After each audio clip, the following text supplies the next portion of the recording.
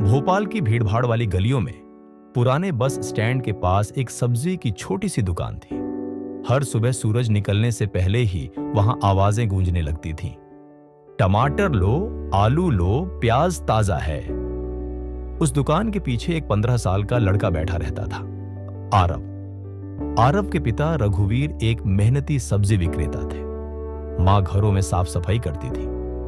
3 छोटे भाई बहन थे जिनका पालन पोषण किसी तरह हो रहा था। आरव स्कूल जरूर जाता था, लेकिन उसका ध्यान हमेशा किसी और दिशा में रहता, सपनों की दिशा में। स्कूल से लौटकर वह अक्सर पुरानी मशीनें खोलकर उन्हें समझने की कोशिश करता। बिजली कैसे चलती है, मोटर कैसे घूमती है, उसे सब जानना था। वो इंजीनियर बनना चाहता था। एक दिन स्कूल में घोषणा हुई, राष्ट्रीय विज्ञान छात्रवृत्ति परीक्षा अगले महीने है। इस परीक्षा के टॉपर्स को देश के प्रतिष्ठित विज्ञान विद्यालयों में दाखिला मिलेगा। क्लास में सभी बच्चे उत्साहित थे, पर आरव के कानों में एक ही बात गूंज रही थी, यह मेरा मौका है। उसे पता था कि अगर वह यह परीक्षा पास कर लेता है तो न केवल उसका सपना साकार हो सकता है, बल्कि उसके परिवार को भी एक नई दिशा मिल सकती है। वो जब घर पहुंचा तो पिता थके हुए बैठे थे। आरव ने हिम्मत करके बात रखी, बाबा, मैं स्कॉलरशिप की परीक्षा देना चाहता हूं। अगर पास हो गया तो मुझे अच्छी पढ़ाई का मौका मिलेगा। पिता चुप रहे, फिर बोले, बेटा, पढ़ाई जरूरी है, लेकिन घर का खर्चा भी तो चलाना है। सुबह दुकान लगाना, सब्जी लाना कौन करेगा? आरव समझ गया कि यह आसान नहीं होगा, लेकिन मां ने चुपचाप उसके पास आकर उसका माथा चूमा। तू पढ़, हम सब देख लेंगे।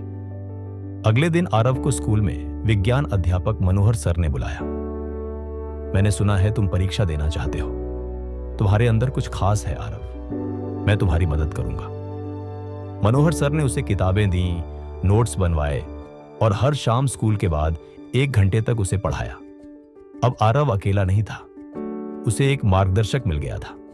अब आरव की दिनचर्या कठिन होती जा रही थी। सुबह 5 बजे उठकर सब्जी मंडी जाना, पिता की मदद करना, फिर स्कूल जाना, फिर शाम को मां के साथ घर के काम में हाथ बटाना और रात में पढ़ाई। कभी कभी खाना भी छूट जाता, लेकिन उसकी आंखों में जिद थी।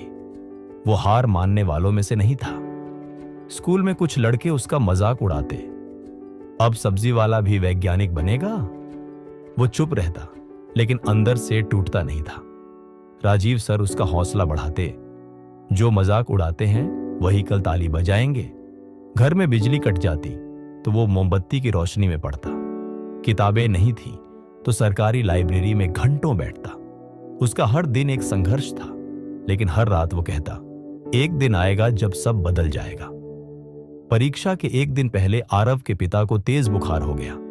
सारी जिम्मेदारी आरव पर आ गई, दुकान, दवाइयां, घर का खाना। थका हारा वो देर रात तक जागा और पढ़ता रहा। अगली सुबह बारिश हो रही थी। आरव ने भीगते हुए साइकिल उठाई और 10 किलोमीटर दूर परीक्षा केंद्र पहुंचा। पानी से उसके कपड़े भीग गए थे, पर कॉपी सूखी थी। उसने परीक्षा दी और दिल में सिर्फ एक भावना थी, मैंने अपना सब कुछ दे दिया है। 3 हफ्ते बाद रिजल्ट आया। स्कूल में सभी को बुलाया गया। इस साल हमारे स्कूल से एक छात्र ने राष्ट्रीय विज्ञान छात्रवृत्ति परीक्षा में टॉप किया है, आरव रघुवीर। पूरा स्कूल तालियों से गूंज उठा। राजीव सर की आंखों में आंसू थे। पिता ने पहली बार आरव को गले लगाते हुए कहा, बेटा, तुझ पर गर्व है। अब आरव को दिल्ली के एक प्रतिष्ठित विज्ञान स्कूल में दाखिला मिला। वहां उसने और भी कठिन मेहनत की, राष्ट्रीय स्तर की प्रतियोगिताएं जीती और आखिरकार IIT बॉम्बे में प्रवेश पाया। पर उसने अपना अतीत नहीं भुलाया।